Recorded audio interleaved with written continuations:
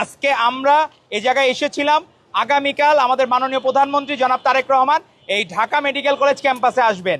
আমরা দেখতেছি 24-এর গণ অভ্যুত্থানকে এই জামায়াত ইসলামী এবং এনসিপি তারা বিক্রি করা শুরু করেছে, কিন্তু বিএনপি আর ছাত্রদল হৃদয়ে সত্যিকার অর্থে 24-এর গণ অভ্যুত্থানকে ধারণ করে।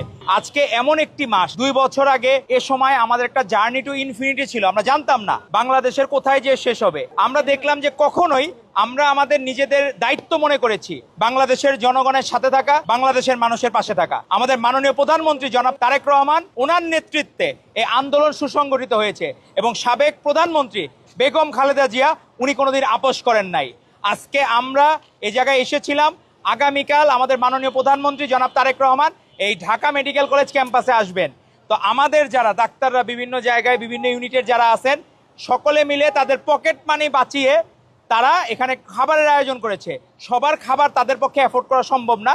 তারা 2টি ওয়ার্ড সিলেক্ট করে, সেখানে 2-1 জুলাই যোদ্ধাও আছে। তারা ওই সময় জুলাইতে আন্দোলনে অংশগ্রহণ করেছে, কিন্তু এখন কোনো একটা রোগ নিয়ে তারা ভর্তি।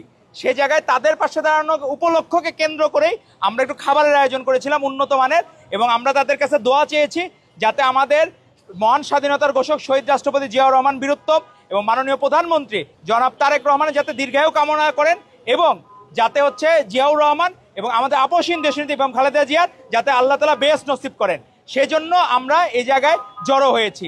আজকে আপনাদের উদ্দেশ্যে 2-3টা কথা না বললেই না। আমরা দেখতেছি 24-এর গণ অভ্যুত্থানকে এই জামায়াত ইসলামী এবং এনসিপি তারা বিক্রি করা শুরু করেছে, কিন্তু বিএনপি আর ছাত্রদল হৃদয়ে সত্যিকার অর্থে 24-এর গণ অভ্যুত্থানকে ধারণ করে। এখানে বিক্রি করার কোনো কিছু নাই। আপনি দেখেন এই বাজেটে এ ক্যাটাগরির যারা জুলাই যোদ্ধা তাদের জন্য 20,000 টাকা, বি ক্যাটাগরির জন্য 15,000 টাকা, সি ক্যাটাগরির জন্য 10,000 টাকা, এইভাবে এদেরকে প্যাট্রোনাইজ করা হচ্ছে। এবং দেশপ্রেমিক যারা প্রত্যেকেই এদের পক্ষে আছেন। 24-এর গণ অভ্যুত্থানে যারা বিভিন্নভাবে আহত হয়েছেন, শহীদ হয়েছেন, তাদের জন্য সকলেই কাজ করছে, যে যার জায়গা থেকে, কাউকে বলা লাগে নাই।